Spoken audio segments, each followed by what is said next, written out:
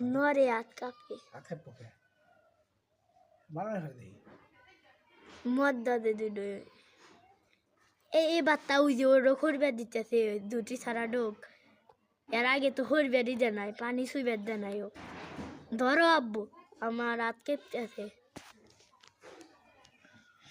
এবার তাহলে ডুব একবার দিল দিবে দেখেন কবুতর কি সুন্দর গোসল করতেছে